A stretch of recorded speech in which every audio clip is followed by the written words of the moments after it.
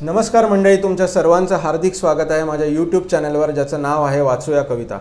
आज पुन्हा एकदा मी तुमच्यासमोर एक नवीन कविता, असं मी म्हणणार नाही कारण आज मी एकटा नाही आहे. माझ्यासोबत आहेत महाराष्ट्रातले नामवंत कवी शशिकांत तिरोडकर. आणि गंमत अशी आहे की ते एक नामवंत कवी तर आहेतच, पण ते माझ्या एका अत्यंत जवळच्या मित्राचे वडील आहेत आणि लहानपणापासून मी त्यांना काका म्हणत आलेलो आहे. त्यामुळे आजही मी त्यांना काकाच म्हणणार आहे. नमस्कार काका, तुमचं वाचूया कवितामध्ये हार्दिक स्वागत. नमस्कार. नमस्कार. एक छोटीशी गंमत सांगतो. तर साधारणपणे 2000 सालाच्या आसपास काका तुमचा जो पहिला काव्यसंग्रह आला काहूर नावाचा, हो. ठीक आहे, तर तेव्हा मी 10-11 वर्षांचा वगैरे असेल आणि तेव्हा कवितेची आवड होती, कवींबद्दल वाचलेलं होतं, तर एक असं कुतूहल असायचं की अरे बापरे, कवी म्हणजे. आणि मग कोणीतरी आपल्या इतक्या जवळचं कविता लिहितंय, त्यांचा काव्यसंग्रह येतोय, याचं एक मोठं अप्रूप होतं. आणि आज जवळपास 20-22 वर्षानंतर आम्ही गप्पा मारायला बसलेलो आहे. आज आपण काकांबरोबर गप्पा मारणार आहोत आणि त्यांच्या कविता ऐकणार आहोत. तर काका, सुरुवात करूयात.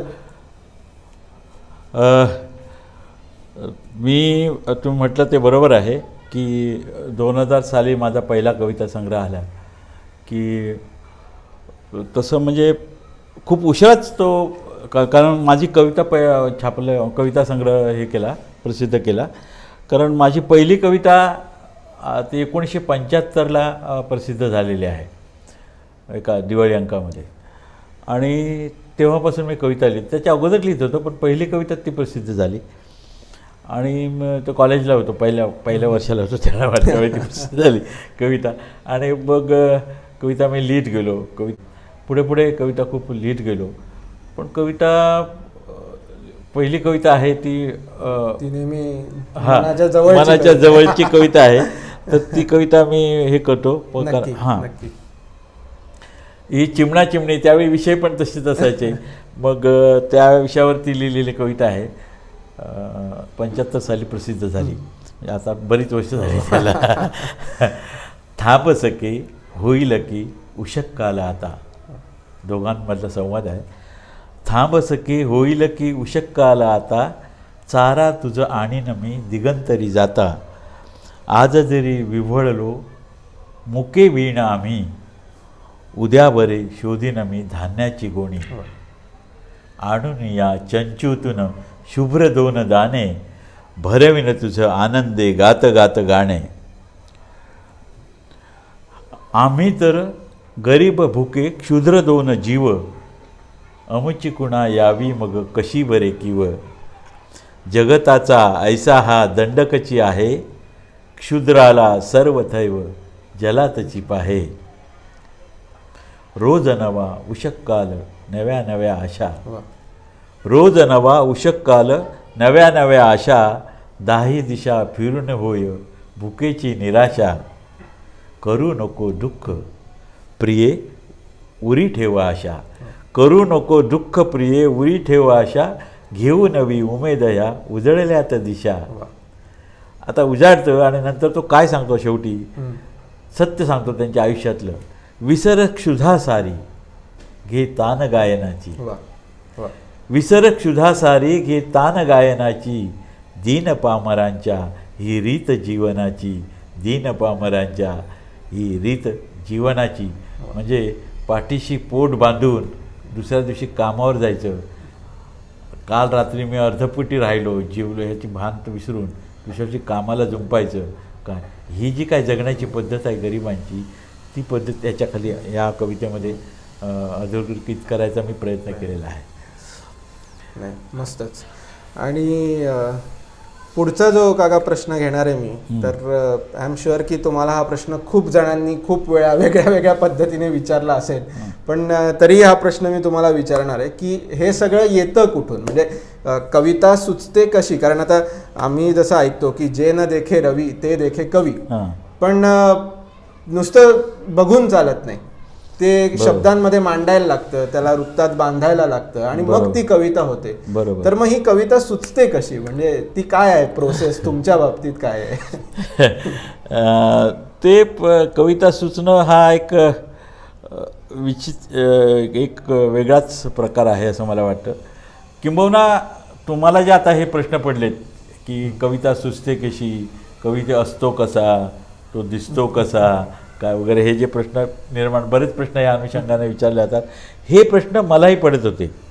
काय मी त्यावेळी ज्यांच्या कविता वाचत होतो, पाडगावकर असतील, बाबा बोरकर असतील आणि कोणी कोणी असतील, त्यांच्या ज्यावेळी कविता वाचत होतो त्यावेळी मला हे प्रश्न पडायचे. आणि त्यावेळी एक चित्र रंगवलं जायचं आमच्या लहानपणी तरी. मला वाटतं कवी म्हणजे कसं असतो माहीत आहे, असं झोळी लावलेला, थोडीशी दाढी वाढवलेला, विस्कटलेले केस वगैरे असं एक चित्र रंगवलेलं असायचं.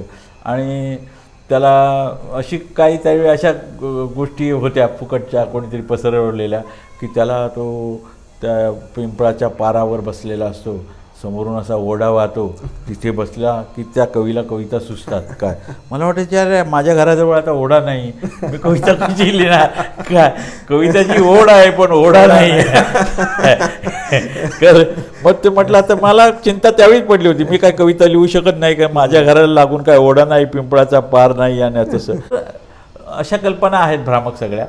तर कविता ही थोडक्यात मला तर असं वाटतं की माणूस कधी सुचलीस का नाही सांगू शकत. माणूस ज्यावेळेस झोपी जातो त्यावेळी म्हणतो मी काल रात्री किती वाजता झोपला रे असा प्रश्न विचार, रात्री 10ला झोपलो. पण ते खरं आहे का, पूर्णांशाने खरं आहे का ते, तो रात्री 10 वाजता अंथरुणावर पडला असेल काय, पण त्याला झोप नेमकी कुठल्या क्षणी, कुठल्या मिनिटाला, कुठल्या सेकंदाला लागली हा माणूस जाग्या झाल्यावर सांगू शकत नाही. काय नाहीच सांगू शकत. तसंच कविता लिहिणारा कुठलाही कवी अमुक क्षणाला मला कविता सुचली काय किंवा ती उतरली का माझ्या मनाच्या पटलावर हे सांगू शकत नाही. सांगत आहे तर ढोबळ मनाने सांगेल पुढे मागे, पण ती वेळ नेमकी त्याला पकडता येत नाही. हेच तर कवितेचं वैशिष्ट्य आहे असं मला वाटतं. It is not to be taught, it is to be caught असं म्हटलं. ते पकडायची गोष्ट आहे, ती शिकवायची गोष्ट नाही. पण कविता शिकवणं, त्याचे कविता शिकवण्याचे जे क्लासेस वगैरे निघालेत ना ते खूप भयानक. मग किंवा मी दुर्दैवी असेल, मला असा कोणी गुरु भेटलेला नाही कविता शिकवणारा. एनिवे, तर कविता ही अशी सुचते आणि ती सहज सुचते जाता जाता. अगदी काय अगदी अगदी. आता जसं मगाशी काका थोडंसं एक हे म्हणून सांगतो की कविता सुचण्या हा विषयावरती आपल्या गप्पा चालू आहेत म्हणून, की मी मगाशी कॅमेरा लावत होतो, तुम्ही इथे बसला होता, चहा पित होतात आणि तुम्ही मला म्हणालात की अरे अभिषेक मला 2 ओळी सुचल्या आहेत आणि मी पटकन लिहून काढतो. आणि त्या 2 ओळी तुम्ही लिहून काढल्यात, तुम्ही म्हणालात आता ह्याची एखादी छान गझल होईल. म्हणजे हे असं आहे की कधी कुठल्या क्षणाला ते येईल, फक्त तुमच्या हातात पेन आणि पेपर असला पाहिजे की तुम्ही ते लिहून ठेवायला पाहिजेत. मला वाटतं तुम्ही त्या 2 ओळी जर पटकन सादर केल्या त्या गझलेच्या, आय थिंक आपण याच्यावरती मगाशी मला आता पटकन आठवत नाही पण आहे. Yes yes yes. काय कवितेचा मूड होता ना, एक वातावरण कवितेचं आहे सुदैवाने तुमच्या काय घरी तुमच्या ह्या ठिकाणी, आणि ते मला सुचलं ते ताबडतोब मी लिहून काढतो. अख्खी कविता मी पाठ करतो, सावरकर नाही मी काय दुसरं किंवा इतर कोण एक पाठी माणूस नाही, आणि ते लक्षात राहतं असं काही नाही काय. त्यामुळे ते माझ्या लक्षात राहत नाही आणि ती एकदा सुटून गेलं की सुटून गेलं. मगाशी म्हटलं ना पाऱ्यासारखी चंचल जसे कविता तशी आहे. हा माझा अनुभव आहे. मी आपलं एक चांगलं वाक्य म्हणून ते लिहिलेलं नाही आहे, तो अनुभव आहे. तर मगाच्या ज्या 4 ओळी आहेत ज्या सुचल्या त्याच्यावर नंतर हे होणार आहे काय, पण ते तसेच तसं मी सांगतो. काळाचा लगदा झाला, दिवसांचे कागद झाले. काळाचा लगदा झाला, दिवसांचे कागद झाले, मी लिहित राहिलो माझे जगण्याचे पुस्तक झाले. वा, मी लिहित राहिलो माझे जगण्याचे पुस्तक झाले. तर काका हे जे आपण बोललो आणि ह्याच्यात बरोबरीने दुसरं एक मला असं वाटतं की म्हणजे माणसाची जडणघडण जशी होते त्याचा पण फार मोठा परिणाम कवितेवरती त्याचा होतो. आणि मला वाटतं तुमचं बालपण अख्खं कोकणामध्ये गेलं आणि कोकणाबद्दल आपण काय काय बोलणार ते कमीच आहे. आणि मला असं वाटतं आपण जेव्हा लास्ट टाइम भेटलो होतो तेव्हा तुम्ही मला कोकणावरची ती फार सुंदर कविता ऐकवली होती, आणि त्या कवितेमध्ये इतक्या साऱ्या गोष्टी आहेत कोकणाबद्दल की मी अजून काही त्याच्यामध्ये बोलण्यापेक्षा मी तुम्हाला सांगतो की थोडी मोठी कविता आहे ती, पण ती छान वाटते ऐकायला आणि मस्त आहे ती. तर मग ती जर आपण सादर केली तर. मुळात कोकणाबद्दल असं म्हटलं तर कोकणाबद्दलच्या बऱ्याच अशा भिजलेल्या आठवणी आहेत काय, सुगंधी आठवणी आहेत किंवा कातर आठवणी आहेत काय, ज्या कुठले शब्द सगळे शब्द कमी पडतील एवढे अनुभव कोकणातले आहेत माझ्यापाशी. कारण कोकणात बालपण माझं कोकणात गेलं, शिक्षण पण माझं जवळजवळ सगळं कोकणातच झालं होतं पहिलं सुरुवातीचं. त्यामुळे कोकण हा माझा आत्म्याचा भाग आहे, माझ्या विचाराचा भाग आहे. आणि म्हणजे कवितेची कुडी म्हणजे माझं कोकण असं मी म्हणेन. तिथे मला बऱ्याचशा कविता सुचल्या. निसर्ग तर सुंदरच आहे आणि त्याच्यात माझं मधाचा गाव, माझा फोंडा घाट हे माझं गाव आणि माझ्या गावाला मधाला माझ्या गावाचं नाव असं मी म्हणतो. इतकं सुंदर माझं गाव आहे.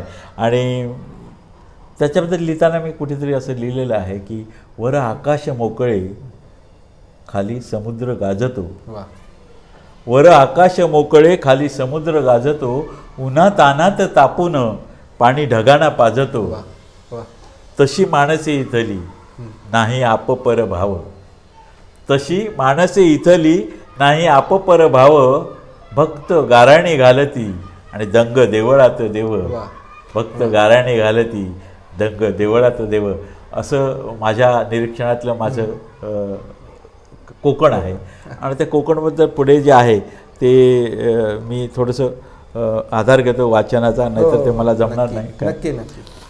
कोकणी माणूस म्हणजे काय असं म्हणतात. कोकण म्हणताना कोकणाचं वर्णन खूप आहे, पण ते हे सगळ्यामध्ये आलेलं आहे. कोकणी माणूस आणि कोकण म्हणजे माडाच्या शेंड्यावर चढून बसणारा आणि गरिबीकडे बघून बेफिकीर हसणारा, समुद्राकडे बघून बेधुंद गाणारा आणि चिरेबंदी जगणारा तो कोकणी. तो जन्माला येतानाच तैलबुद्धी आणि सैलजीभ घेऊन जन्माला येतो आणि भुकेपेक्षा जिभेचे चोचलेच पुरवीत बसतो. अथांग समुद्रावर, इथल्या अथांग समुद्रावर, भणभणत्या वाऱ्यावर आणि समुद्रातल्या सळसळत्या चमकदार रुपेरी मासळीवर मनसोक्त प्रेम करणारा, अष्टगंधासारखा पवित्र लाल मातीवर जीव लावणारा तो कोकणी. अष्टगंधास स्वच्छतेचे उपजत वेड जीवापाड जोपासणारा कोकण म्हणजे उकड्या तांदळाची सुरसुरीत पेज. आता खाद्यसंस्कृती बघा. कोकण म्हणजे उकड्या तांदळाची सुरसुरीत पेज, हिरव्या आंब्याची चटणी, खोबऱ्याची फोड, फणसाचे गरे गोड, केळफुलाची भाजी, कांदा मिरचीची भजी, वालीची ताजी भाजी, रतांबे आणि काजी, नारळ, कापूस, करवंदे, गरे हे तिथले वैभव सारे. कोकण म्हणजे लुसलुसी जाळीदार घावणे, प्रेमाचे पावणे. आग्रह बघा. कोकण म्हणजे लुसलुसीत जाळीदार घावणे, प्रेमाचे पावणे, मौसूद शेवयांसोबत नारळाच्या घट्ट रसात गडद होत जाणारी गुळाची अलगद विरघळलेली गोडी, आंब्याच्या खिरमटीच्या फोडी आणि जिभेची होडी म्हणजे कोकण. वेलचीचा खानदानी स्वाद पिऊन धन्य झालेल्या मौसूद शेवया, काजूगराची उसळ खाल्ल्याशिवाय जाऊ नको जाऊया असं सांगणारं ते कोकण. आणि कुळथाची खमंग दळदार पिठी सोबत सुक्या बांगड्याची मिठी. कोकण म्हणजे खडखडे लाडू आणि मालवणी खाजा, समुद्रातून ओढलेली रापण आणि म्हावरा ताजा म्हणजे कोकण. लाल माठाच्या कोवळ्या रोपांच्या रवाची सरसरीत भाजी सोबत तांदळाची गरगरी शुभ्र भाकरी ताजी, वरण भातासोबत भरलेल्या मिरचीचा चटका, त्यावर थंडगार ताकाचा गारेगार घुटका म्हणजे कोकण.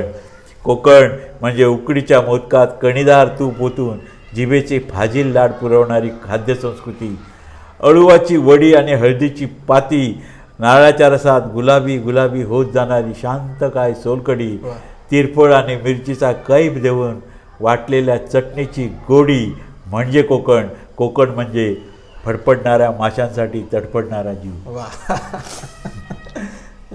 कोकण म्हणजे फडफडणाऱ्या माशांसाठी तडफडणारा जीव आणि ताज्या कालवांसाठी जीवाची होणारी कालवा कालव, सुक्या टिकल्यासाठी होणारी जिभेची लवलव म्हणजे कोकण. रुचकर मालवणी मसाल्यात अतिशय निगुतीने रांधलेली, केळीच्या पानात बांधलेली, पेडव्यांची मोटली, खानदानी वडे सागोती म्हणजे कोकण. आणि तरतरीत कुर्लीचा रस्सा, ताज्या दमाचे दळदार तिखले, चुरचुरीत खमंग भाजलेले मासे, मसाल्यात तब्येतीने मुरवलेल्या तिसऱ्या मोरी कोलंबी, जिभेची दातांशी होणारी झोंबी म्हणजे कोकण. कोकण म्हणजे पट्टीच्या खवय्याला भर पंक्तीत गारद करणारी मेजवानी म्हणजे मालवणी. कोकण म्हणजे कौलारू घरे, लखलखीत दारे, माड पोपळीची कुळागरे, हिरवे गाळीचे मळे, सोनचाफ्याची फुले, लाल रतांबे ओले, सुरंगीचे वळेसार, शेणाने सारवलेले अंगण हिरवेगार म्हणजे कोकण. अंगणातली पवित्र देखणी तुळस, तुळशीसमोरचा लखलखता कोवळा दिवा, सांजभूल पांघरणारी झोपाळ्यावरची मोरपिशी हवा म्हणजे कोकण. कोकण म्हणजे भव्य मंदिरे, लखलखते कळस, दगडी दीपस्तंभ, चाप्यावरचा पळस, देवावरची श्रद्धा आणि नवससुद्धा. कोकण म्हणजे देव, देवालये, रवळणा, सातेरी, देवराईच्या वाटेवर कुरकुरणारी पतेरी. कोकण म्हणजे मानाचे दगड, तरंग, चाळेगत, ब्राह्मणाचे ठिकाण आणि रखवालदाराचा मान. कोकण म्हणजे पावणाई, गांगो, रामेश्वर, पाचोबा, वारकऱ्यांच्या भजनात नाचणारा विठोबा म्हणजे कोकण. कोकण म्हणजे ढैकालो, जत्रेतला रोंबाट, राजाचा दशावतारी थाट, नांदी, शंकासूर, बाजाची पेटी, ढोलकाठी, चकमक वाजणारी झांज, देवळात डोळे भरून गाराणे घालणारी सांज म्हणजे कोकण. वेताळाचे करकरणारे चप्पल, घुंगराची काठी आणि 12 मळे भरवून गावाला मारलेल्या गाठी, भावकी, गाव रहाटी, पालखी, ढोलताशे, तरंग, भजने, आरती, दुपारती, नैवेद्य आणि कौल. कोकण म्हणजे जगण्याचाच डौल.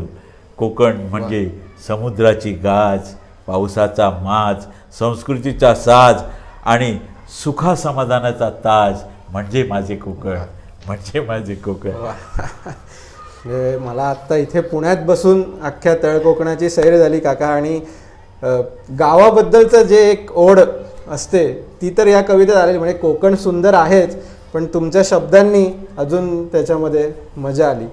आणि मगाशी मी म्हटलं तसं की कोकणाचा मेवा तर आपण बघितलाच, हा सगळा मासे आणि हे सगळंच. पण कोकणचा ठेवा म्हणजे मला वाटतं तिथली बोलीभाषा, मालवणी भाषा. आणि तुम्ही जितकं लिखाण मराठीमध्ये केलेलं आहे जितक्या ताकदीने, तितकंच तुम्ही मालवणीमध्ये देखील केलेलं आहे. आणि तुम्ही मगाशी म्हटलात तसं अधिक जवळची ती भाषा आहे. तर मालवणीमधली जर तुमची एखादी कविता तुम्ही सादर केलीत तर मजा येईल. हां. आणि एकच सांगतो फक्त, आत्तापर्यंत ह्या चॅनलवरती मी शक्यतो मराठी कविता सादर केलेल्या आहेत, त्याच्यामुळे बोलीभाषेतली सादर होणारी ही पहिली कविता असेल. आणि मला असं वाटतं की एक अजून मजा येईल म्हणजे बरं ती कविता ऐकताना.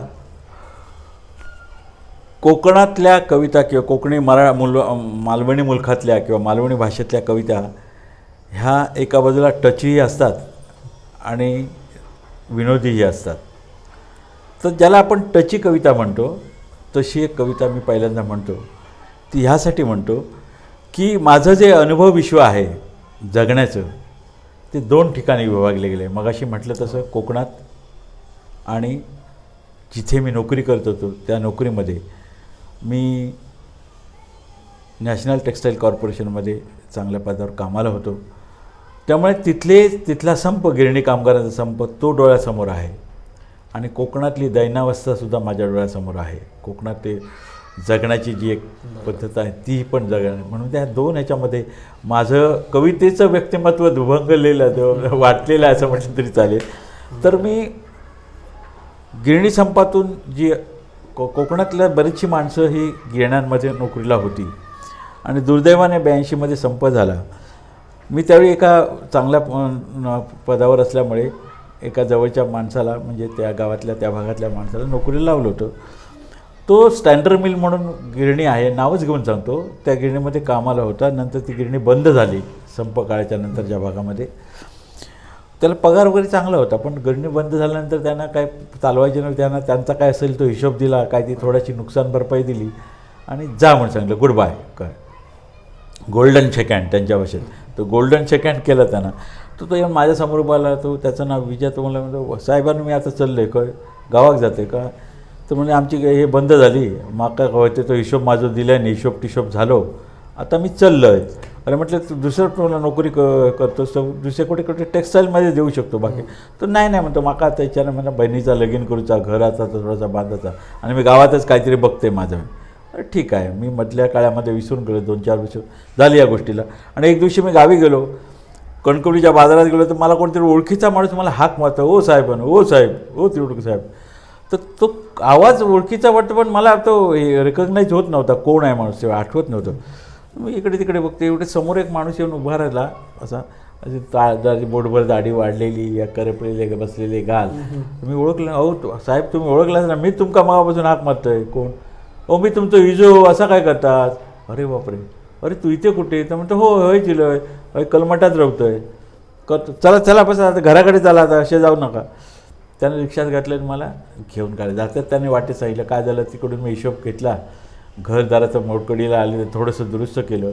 आणि बहिणीचं लग्न, माझी एकुलती एक बहीण, तिचं मी थाटात लग्न केलं आहे. एकदम बागायतदाराकडे दिलं, एकदम काय दागिने 4 घातले आणि व्यवस्थित लग्न केलं. थंयच काही लोकांचं लक्ष दिलं, माझ्याकडे पैसे असेल म्हणून ते माझ्या मागे लागले, लगीन कर म्हणून.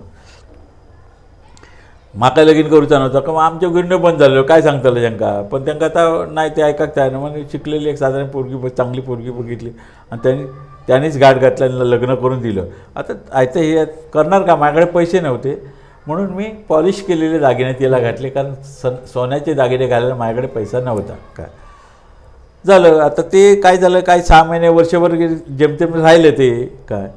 आणि ते पाणी निघून ते चांदी त्यातली उघडं झाली. ती बायको आता मला काय म्हणते, बहिणीला तुम्ही सोन्याचे दागिने घातलात काय, माका सगळे पॉलिश केलेले घातलेत तुम्ही मला दागिने.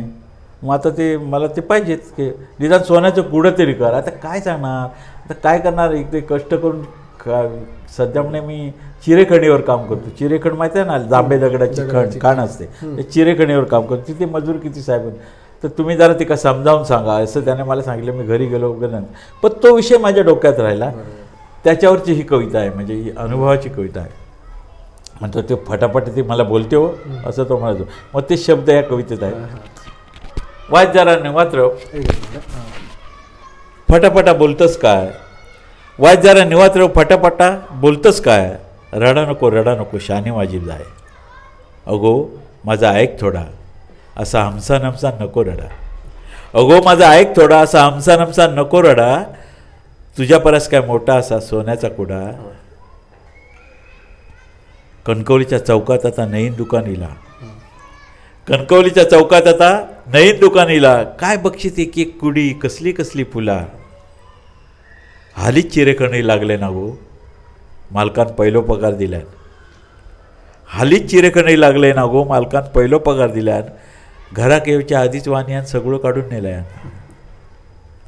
माझं पगार मोजूक सोपो, कमी म्हणत नाही, पगार कमी म्हणत नाही. बघा पॉझिटिव्ह थिंकिंग. माझं पगार मोजूक सोपो, 30 दिवसाक 10 नोटे, त्याच्यातच वाणी, औषध पाणी, लाईट, घरभाडा, किती किती फाटे, तरी आली बरासा बाजारात बांगडे तरी येतात, तरी आली बरासा बाजारात बांगडे तरी येतात. 20 रुपयात कधी 4 तर कधी 10 देतात. तू बाकी सुगरण हा हाताकच तुझ्या चव, तू बाकी सुगरण हा हाताकच तुझ्या चव, तुझ्या हातच्या कालवाना पुढे अगो मेजवानी सुद्धा बेचव. म्हणाले हॉटेलची पायरी चढत नाही, कसली कळकट भजी त्यांची, कसलो मळकट चाय. अगो चिरेकणीर हाली दुपारची लयच भूक लागता, हाली चिरेकणीर दुपारची लयच भूक लागता, रुपयाच्या शेंगदाण्यात का दुपार सगळी भागता.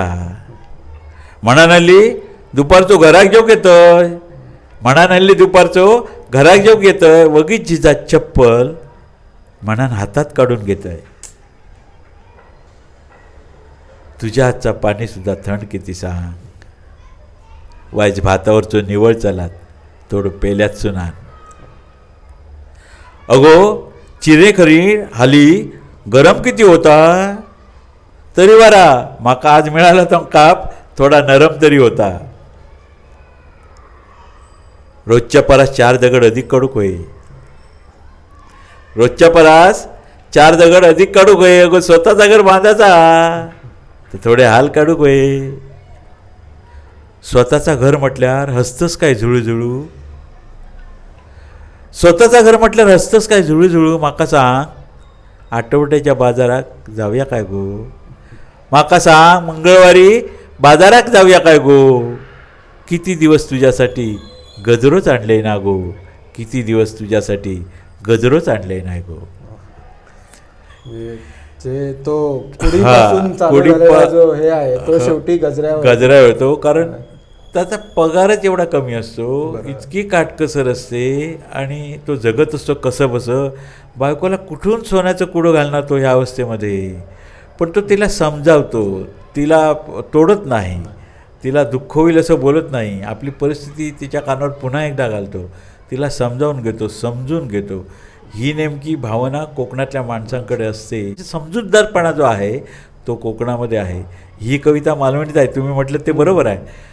ही कविता लोकांना कळेल की नाही हा पहिला प्रयोग आहे तुमच्या ह्याच्यावर, हे ठीक आहे. लोकांना कळेल की मी हा मराठवाड्यामध्ये ही कविता म्हटलेली आहे, आंबेजोगाईला ही कविता म्हटलेली आहे आणि तिथे ही कविता खूप सुसाट गेली, त्या लोकांना कळली.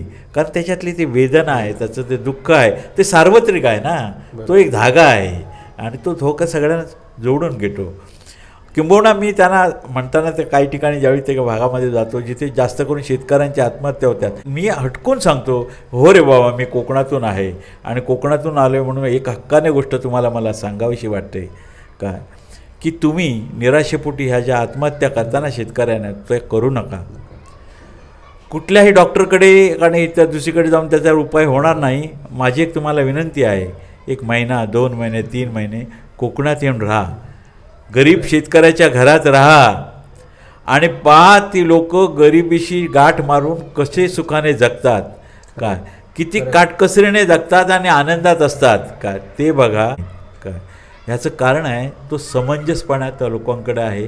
किंबहुना अंथरूण बघून पाय पसरावेत ही जी म्हण आहे ती कोकणातच जन्माला आली असावी असं मला ठामपणे वाटतं, ठामपणे म्हणावं असं वाटतं. इतकं ते जुळून घेतात परिस्थितीची. आणि मगाशी तुम्ही जसं म्हणालात त्या कवितेतली जी ओळ होती त्याच्यामध्ये तो माझा पगार कमी आहे असं निगेटिव्हली म्हणत नाही, तो पॉझिटिव्हली म्हणतो की तो मोजायला सोपं. आणि हे जे थिंकिंग आहे, हे जे विचार आहेत तेच माणसाला त्या गरिबीशी लढायला मदत करतात. अगदी खरं आहे, अगदी खरं आहे. आणि आत्ता आपण कोकणात आणि मालवणी भाषेबद्दल आहोत म्हणून महत्त्वाचा कोकणातला भाग म्हणजे कोकणातल्या जत्रा आणि त्याच्यावरची जी तुम्ही विनोदी अंगाने लिहिलेली ती कविता आहे ती जर आपण केली.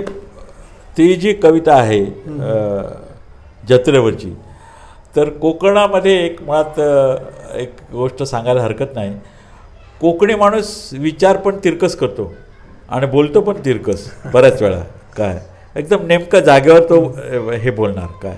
राजकारणातलं सगळं त्याला कळतं असा त्याचा एक समज आहे काय, जगातल्या सगळ्या गोष्टी त्याला कळतात असे समज आहे काय. आणि त्याचबरोबर बोलताना तो सरळ नाव नाही घेतो, म्हणजे आता त्याचं नाव समजा केशव असेल तर केशा म्हणणार काय, साधं दादा 2 अक्षरी नाव आहे दादा, ए दादल्या दादा म्हणणार नाही. तसं जत्रेला ना, कोकणी जत्रेला काय, आपण साधारणपणे कोकणामध्ये जत्रा ज्या सुरू होतात त्या त्रिपुरी पौर्णिमेपासून होतात, त्रिपुरी पौर्णिमेपासून सुरू होतात. पण ते त्रिपुरी पौर्णिमा म्हणत कोण बसतं, म्हणून कोकणातले लोक आपल्या पद्धतीने टिपराची जत्रा म्हणतात, टिपराची जत्रा. तर ह्या कवितेचं शीर्षक आहे टिपराची जत्रा. त्या टिपराच्या जत्रेला तो नायक जातो आणि हे ते असं आहे. थोडीशी विनोदी कविता आहे, कोकणच्या अंगाने येणारा विनोद. असंच गेले एकदा मी टिपराच्या जत्रेक, माझ्यासोबत चलत होतो झापडेकराचो लेख. मी म्हटले झापडेकरा हकडे जरा, थंय काय लकाकता आता बघून ये बरा. आत्ता येतंय म्हणाने मेलो जो गेलो, तो पुरी रात सरली तरी परत नाही इलो. तवसर थंय बॅटरी पिटीत आमचं थोरलो भाऊ इलो. ह्याला डाऊट होतात भाऊ येणार जत्रेला म्हणून तो सांगत होतो बघून ये काय लकाकते. तवसर थंय बॅटरी पेटीत आमचं थोरलो भाऊ इलो. माझ्या तोंडात पेटती इडी बघून कानपाट पेटवून गेलो. मग उजाडल्यावर भेटलो माका झापडेकराचो गोपो. त्याच्यासोबत चलत होतो सुगरणीचो खोपो. उजाडल्यावर भेटलो माका झापडेकराचो गोपो, त्याच्यासोबत चलत होतो सुगरणीचो गोपो. मी म्हटले झापडेकरा खैसून काही आणलंस. तो म्हणता असा काय तुका माहीत नाही, या सुमग्या माझा जत्रेतला काजा. मी म्हटलं पुऱ्या मेल्या पुरी रात सरल्या राता खाजा घेऊन येतोस, रातभर काय मेल्या पुडी सुडीत होतस. अरे अरे अरे उभ्या उभ्या सगळ्या रात्रीचो हिशोब काय घेतस, मगे सगळ्या सांगान चल घरात येतस. अरे काय झाला, तुझ्याकडसून गेलोय तो पटार जाऊन बसलंय. पट म्हणजे जुगाराचं, त्याला पट म्हणतात तिकडे. तुझ्या पट गुंडाळणे म्हणतात ना, ते तसं आहे का, तो असं एक अंतरतात असा कपड्यासारखं, आणि त्याच्यावर खेळायला सुरुवात करतात. जे जागा मिळेल ते कोण पोलीस आले किंवा कोण आले की तो गुंडाळ की त्याला पट गुंडाळला, ते पट गुंडाळे ते जत्रेतलं कोकणात, तर ते पळाले तिकडे. असं तुझ्याकडसून गेले तसं पट्टार जाऊन बसलोय, 500 रुपये जितलंय, तसं माझं मीच असलंय. शिरा पडली वरात थयच फसलंय. मग हे काय सुमग्याक बरोबर घेतलं, टिकल्यो, कुकवा, काकणा, रिबणी आणि काय काय झंपर बंपर काय काय घेतलं आणि हॉटेलात जाऊन बसलं.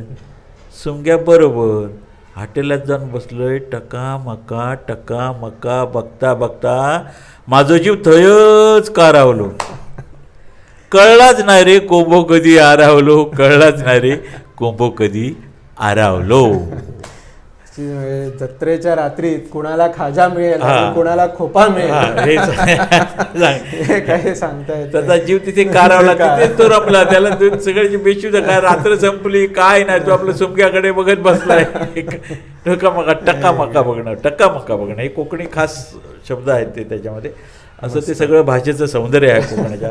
कोकणी भाषा खूप सुंदर आहे. कोकणाची एक वेगळीच मजा आहे. हो मजा आहे. एक 3-4 दिवस जरी कोकणात फिरून आलो तरी जे एक रिफ्रेश होतो माणूस, ती मजा वेगळीच आहे. काका मला वाटतं आपण आता एक थोड्याशा वेगळ्या कवितेकडे वळूयात.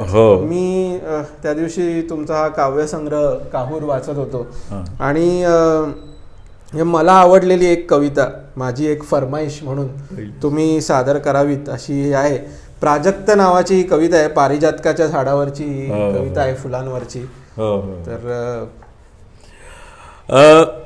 कसं असतं माहीत आहे, मगाशी म्हणता की समोरच्या सभोवतीच्या वातावरणाचा माणसावर परिणाम होतो. तसंच माणसाच्या वाचनामध्ये किंवा भेटणारी माणसं काय आहेत त्यामुळे सुद्धा त्याच्या लिहिण्याच्या लहेजावर पण परिणाम होतो. तर मला असं वाटतं कधी कधी राहून आत्ता अलीकडे मी बऱ्याचशा कविता निबंधासारख्या लिहिलेल्या, तोडून लिहिलेला निबंध किंवा अग्रलेख अशा पद्धतीच्या वाचत आलो आहे. सुदैवाने किंवा दुर्दैवाने जे काय असेल ते त्यांना मोठमोठे पुरस्कार मिळतानाही मी पाहिलेत.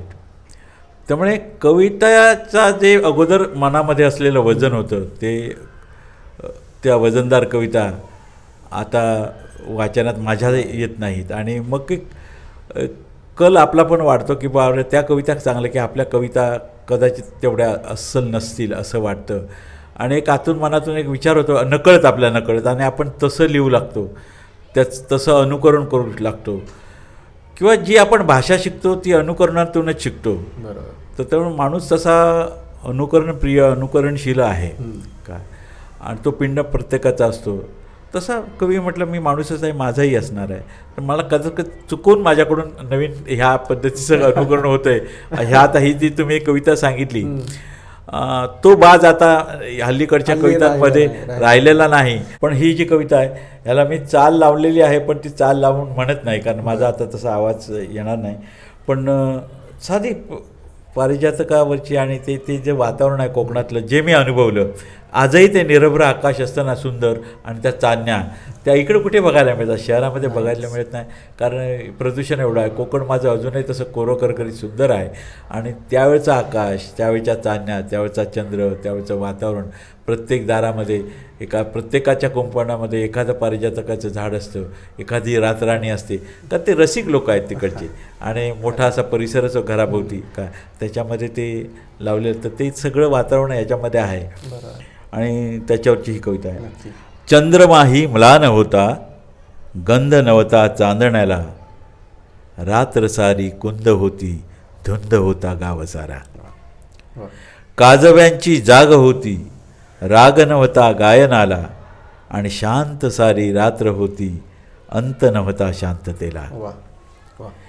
लांबलेल्या धुसर छाया रात होती काजळलेली, आणि भिंगोरलेल्या चांदण्यात लाख ज्योती अंतराळी. दूर होता सावलीला बहरून पारिजात, आणि पहाटेला ओले त्याने जागवून सारी रात.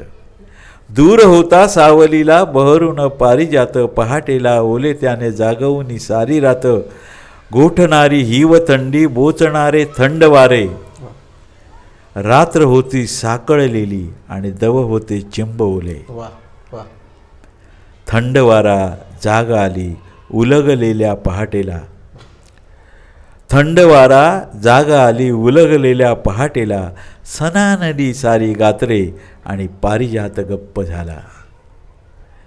वाफाळणाऱ्या गडद लाटा उडबुडी शरीरात आणि झोंबणाऱ्या त्या दवाची किण किण अंतरात, जीव घेणी ती शिसारी थंड वारा त्यात आला आणि धवल फुले लाजली अन देठ त्यांचा लाल झाला. वा वा वा. शांत होता पारिजात प्राचीनही रंगल्याला, रातचा तो सौम्य वारा अधिक थोडे मध्य प्याला. वा. सूर्य छेडी त्या फुलांना दिव्य फुल्या शतकरानी आणि लाजुनीती लाख मेली, धवल शरीरी होय पाणी, धवल शरीरी होय पाणी. वा. पारिजातकांच्या फुलावर एक दवाचा एक सडा असतो, भिजलेली असतात ती फुलं, अशी कोरडी पडत नाहीत फुलं. मग त्याचं हे ती लाजल्यामुळे कदाचित त्यांच्या आणि त्यातली शेवटचं जे कडवं आहे हो. ती सकाळ होते हो. आणि ते एक एकदा जर परत की शांत होता पारिजात प्राचीनही रंगल्याला, आणि रात जातो सौम्य वारा अधिक तोडे मध्य प्याला. सूर्य छेडी त्या फुलांना दिव्य अपुल्या शतकरानी आणि लाजुनी ती लाख मेली, धवल शरीरी होय पाणी, लाजुनी ती लाख मेली, धवल शरीरी होय पाणी. मस्त, एकदमच छान. काका आपण आता थोडंसं शेवटाकडे येऊयात. मला वाटतं आता आपण तसे पुणेकर झालेलो आहोत, पण तरी सुद्धा तुम्ही मगाशी जसं म्हणालात तसं की कोकण आणि मुंबई बरीच वर्ष तुम्ही मुंबईमध्ये काढलीत आणि मुंबईकर ज्या 2-3 गोष्टी विसरणार नाहीत त्यामध्ये सगळ्यात महत्त्वाची गोष्ट असते ती म्हणजे 26 जुलैचा जो महाप्रलय झाला तो.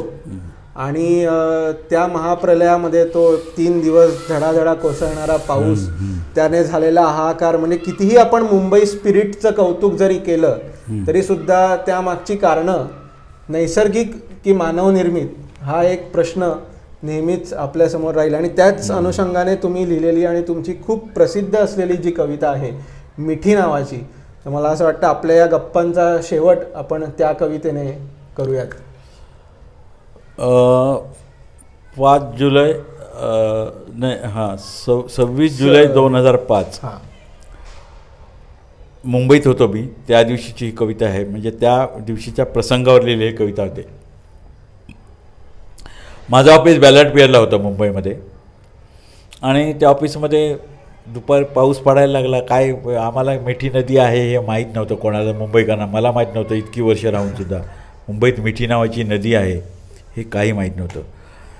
आणि पाऊस इतका पडत चालला. आम्ही त्या ऑफिसमध्ये बसलेलो होतो, काम सुरू होतं आणि इतका पाऊस कोसळायला लागला. मग काही लोक निघाले, साहेब आम्ही लवकर जातो वगैरे. ठीक आहे निघा. ते अर्ध्या वाटेने परत आले संध्याकाळी. काय झालं तर म्हणजे रुळच वाहून गेलेले आहेत आणि गाड्या वगैरे जायला पण हे नाही, रस्ते पण सगळे तुंबलेले आहेत. एवढा पाऊस, प्रचंड पाऊस. अर्थात तो बॅलट पिअरला जाणवलेला नाही, कारण बॅलट पिअरची रचना अशी केलेली आहे, समुद्रात जे पाणी त्यावेळी ब्रिटिशांच्या वेळी बांधलेला आहे तो भाग, ते पाणी इतकं समुद्रात सोडलेलं आहे त्याचा आम्हाला काही त्रासच नव्हता. सासरे इकडे पाणी येतच नाही, त्यामुळे आम्हाला तिथे काही कळलं नाही. एवढा पाऊस पडला. 2-2.5 दिवस आम्ही तिथे अडकून होतो आणि त्यावेळी ही कविता लिहिली. दुसऱ्या दिवशी एकच वर्तमानपत्र आलं माझ्याकडे. काय माझ्याकडे त्यावेळी जनसंपर्क हा पण विभाग होता ॲडमिनिस्ट्रेशनबरोबर. सगळी वर्तमानपत्र, दुसरं आलंच नाही कुठलं वर्तमानपत्र. रात्रभर आम्ही तिथे झोपलो. त्याच्यामध्ये बातमी होती नवाकाळमध्ये, काय नदी संतापली. नवाकाळचं लिहिण्याची वेगळी पद्धत असते ना, असं काहीतरी लिहिलं होतं त्याच्यावर. आणि तर मिठी नावाची नदी आहे आणि ती तिचा हे फुटला आणि त्याच्यावर सगळं अतिक्रमण झाल्यामुळे ती सगळं फुटून बाहेर पडली आणि कुर्ला वगैरे त्या परिसरामध्ये ती वाहते, कालिनावरून वाहते वगैरे. थोडक्यात नव्हतं आणि नदी संताप.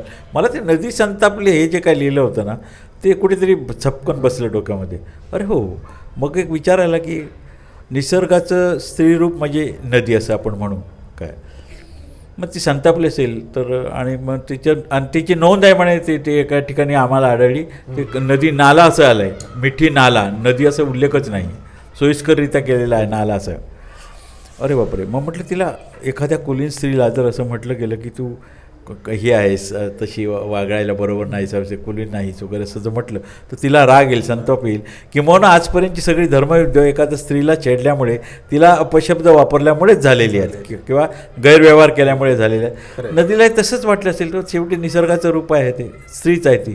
आणि ती असं तो विचार तिथे आला आणि ही कविता मला, तिला नाला म्हटलं त्याचं तिला अपमान तर वाटला नसेल असा एक विचार डोक्यात आला, त्याच्यातून ही सुचलेली कविता आहे.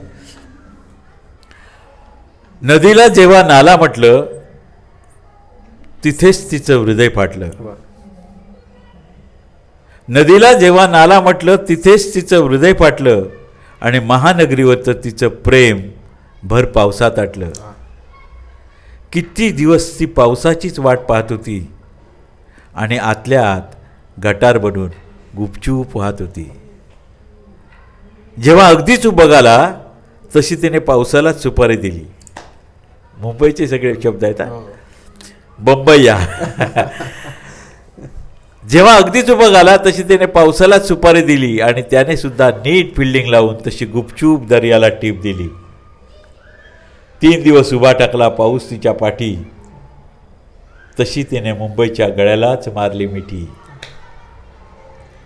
आता रडतात सारे, म्हणतात केला तिने घात.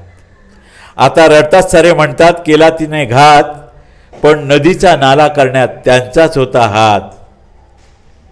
तिने हेका काही सोडला नाही, जरी नुकसान होणारे जाणलं.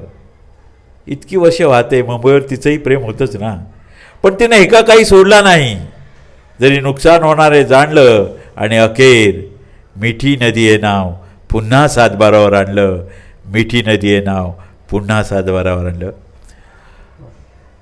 ही झाली कविता. असं म्हणतात की कवीला काहीतरी पुढचं दिसतं वगैरे, तर मी तसं म्हणणार नाही, मला खूप पुढचं दिसलं वगैरे नाही, पण माझ्याकडून कुठल्या तरी अज्ञात शक्तीने ही कविता लिहून घेतली असं मला वाटतं. कारण ही कविता माझ्या एका मित्राने एका कार्यक्रमामध्ये, मंत्रालयात कुठल्या तरी कार्यक्रमामध्ये म्हटली. त्या लोकांना एवढी आवडली ती कविता काय की त्यांनी मला बोलावून घेतलं. आणि महाराष्ट्र सरकारमध्ये त्यावेळी मला वाटतं तिथे पाटील म्हणून त्या विभागाचे प्रमुख होते, इंजिनियर, ते मला भेटले आणि ते म्हणाले आम्हाला ही कविता पाहिजे. कशाला पाहिजे ते म्हटलं, महाराष्ट्र सरकारला पाहिजे. काय करणार आहात मी त्यांना विचारलं. तर म्हणतो आम्ही त्याचं प्राधिकरण बनवतो आहे, मिठी नदी. मग त्या प्राधिकरणावर मला लावायची आहे आम्हाला कविता. मग तर तुम्ही आम्हाला द्या, NOC द्याल का? तर म्हटलं हो. आता आपल्या कवितेचं एवढं जातं हे, तर त्याच्यानंतर मग त्या तसं बघितलं तर कवीला व्यवहार खूप कमी कळतो. त्यावेळी मला काय व्यवहार कळलेला नाही. नंतर मला माझे काही मित्र म्हणाले अशीच फुकट देऊन टाकली कविता काय, ते आले होते गाडी होतं हो काय. म्हणजे ठीक आहे, व्यवहार आम्हाला कळला असता तर आम्ही कवी कशाला झालो असतो काय. आमचा व्यवहार असतो, आम्ही भावनेचं मोल जाणणारी माणसं, व्यवहार आम्हाला फारसा कळत नाही. असो, पण ती कविता नंतर खूप प्रसिद्ध झाली, बऱ्याच लोकांपर्यंत गेलेली आहे. आजही ती लोक, आता ती माझी कविता राहिलेलीच नाही आहे, त्यामुळे असं म्हणणं ही माझी कविता आहे ती सुद्धा भीती मला वाटायला लागते. असंच असतं की म्हणजे एखादी कविता लोकप्रिय होते आणि मग ती लोकांचीच होते. हो, तशी ही लोकांची झालेली कविता आहे मिठी नदी. मस्त, मजा आली काका आज तुमच्याशी गप्पा मारताना. शेवटी फक्त या तुमच्याच ओळींचा आधार घेतो मी.